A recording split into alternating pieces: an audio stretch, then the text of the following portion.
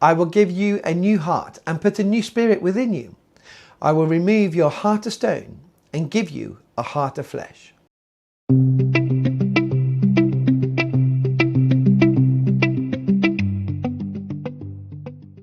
Most spiritual drifting happens slowly. So slowly you often don't notice until you look up and realize something that has changed.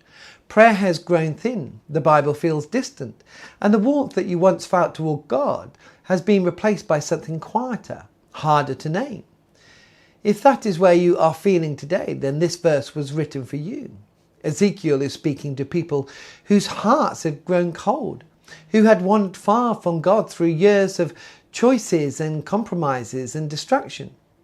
And God's response is not a lecture, not a list of requirements to earn your way back. His response is an offer of surgery. He says, I will remove your heart of stone and give you a heart of flesh. The image is striking. Stone is hard, unresponsive, incapable of feeling. Flesh is warm, alive, capable of responding, capable of being moved. And the extraordinary thing in this promise is that God takes the initiative.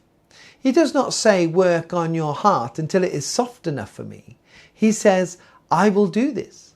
Renewal is his work. This is worth sitting with, because the temptation when we feel spiritually cold is to treat it as a performance problem. We tell ourselves we simply need to try harder, pray more, feel more. But Ezekiel cuts through that logic entirely. The problem is not effort. The problem is the condition of the heart. And only God can change that. What he is offering here is not a program for self-improvement. It is a transplant. He reaches into the places we cannot reach ourselves and does what no amount of willpower or spiritual striving ever could.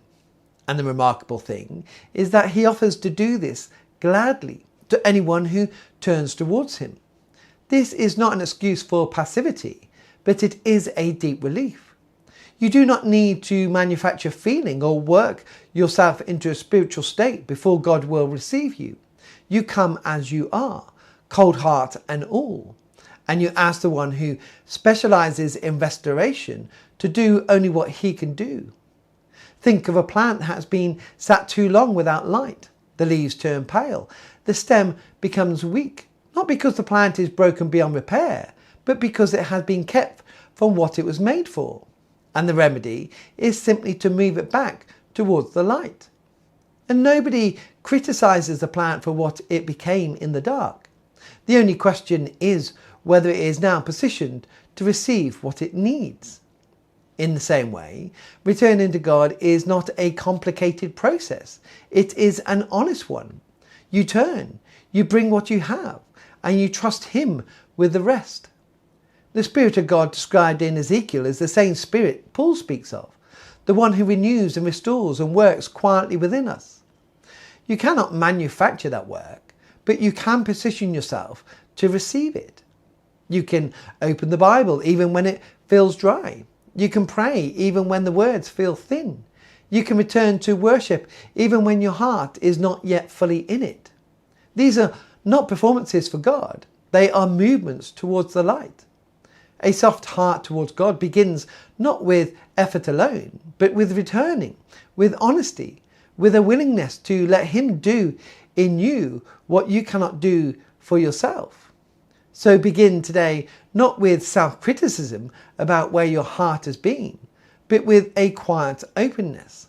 Ask him for the new heart that he promises, and trust the God who removes the hearts of stone, that he has never once turned away someone who has come to him with open hands.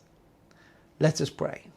Father, where our hearts have grown cold, do the work that only you can do. Soften us, restore us, and give us hearts that respond to you. We trust you with the renewal that we cannot produce ourselves. In Jesus' name, amen.